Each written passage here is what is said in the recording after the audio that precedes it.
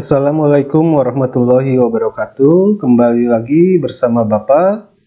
Pada hari ini Bapak mau menyampaikan materi yaitu menelaah struktur dan bahasa pada teks prosedur. Yang pertama, mencermati struktur teks prosedur, cara membuat. Tujuan, merupakan pengantar umum sebagai penanda apa yang dibuat, dilakukan, dan motivasi. Berikutnya adalah bahan dan alat, yaitu bahan dan alat yang digunakan dalam membuat atau melakukan sesuatu. Selanjutnya adalah langkah-langkah, berisi tahapan atau urutan kegiatan dalam membuat atau melakukan sesuatu. Dan yang terakhir adalah penutup. Berisi penegasan atau penekanan, motivasi, dan ucapan selamat. Penutup bersifat pilihan dan tidak wajib. Misalnya, 1. Selamat mencoba, 2. Selamat menikmati. Baiklah, hari ini kita akan membahas secara rinci bagian-bagian atau struktur cara membuat bubur Manado. Ini merupakan jenis teks prosedur cara membuat. Menu sarapan super sehat dan kaya serat. Penambahan singkong dan ubi ungu selain untuk memperkaya warna dan gizinya, juga membuat tekstur bubur beras merah ini lebih pulen.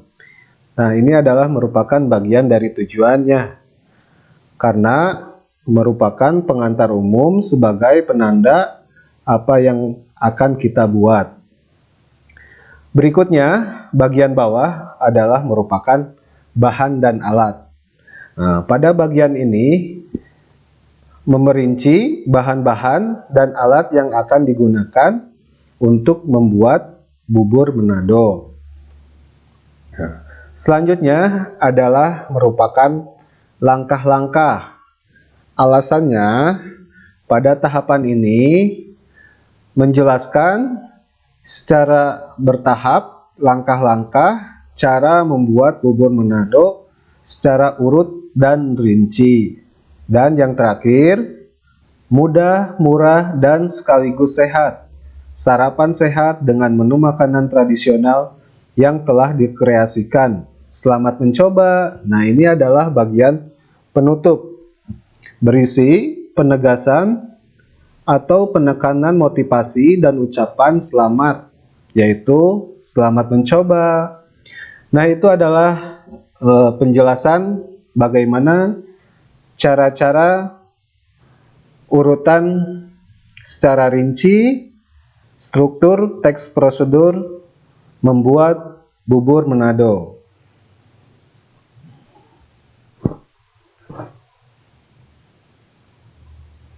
Nah, mengidentifikasi bagian-bagian struktur teks prosedur. Pada bagian ini, Bapak menyarankan kalian membaca cara membuat batik tulis dan cara mencuci tangan yang baik dan benar pada buku paket kalian masing-masing.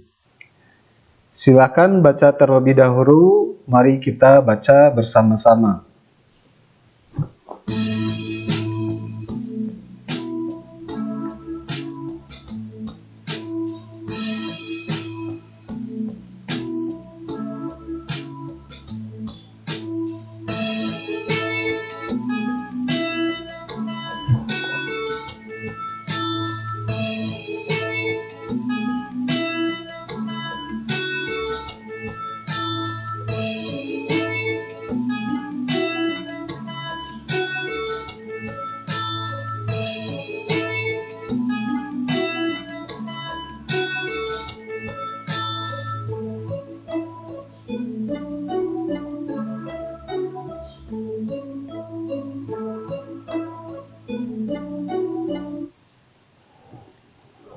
Setelah membaca dan memahami teks 1 dan teks 2 di atas, sekarang kita tentukan mana bagian teks yang termasuk tujuan, bahan dan alat, langkah-langkah, dan penutup.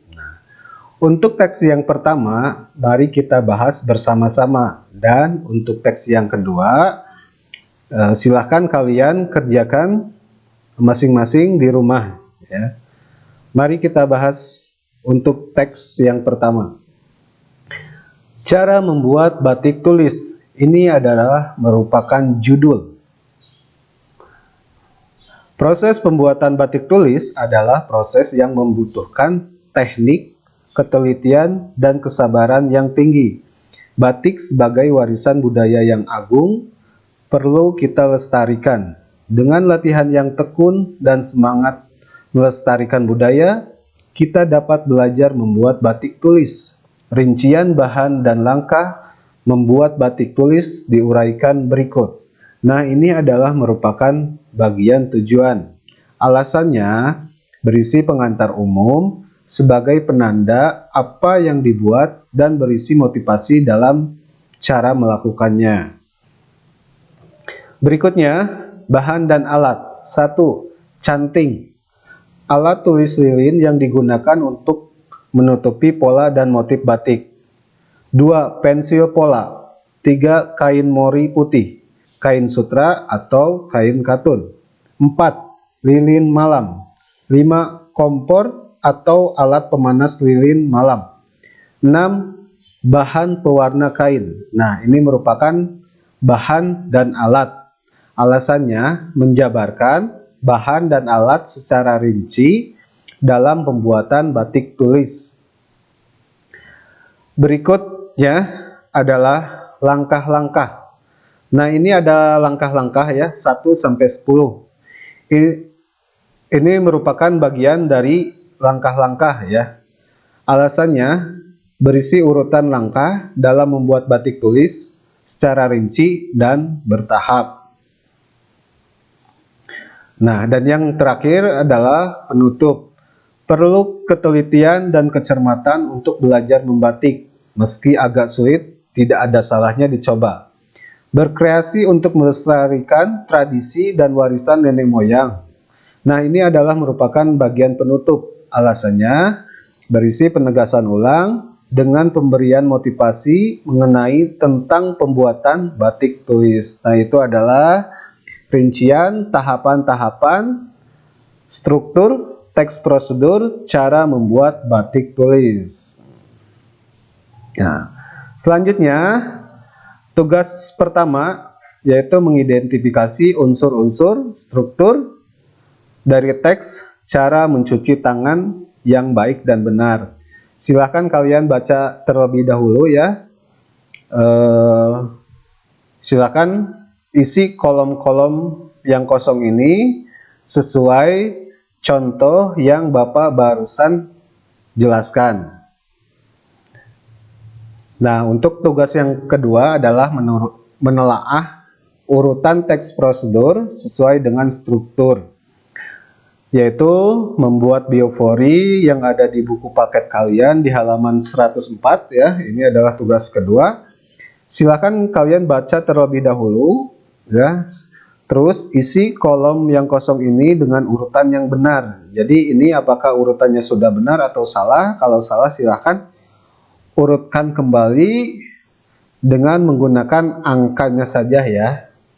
Nah, itu materi hari ini yang Bapak sampaikan. Semoga bermanfaat. Tetap semangat ya belajarnya di rumah. Terima kasih. Assalamualaikum warahmatullahi wabarakatuh.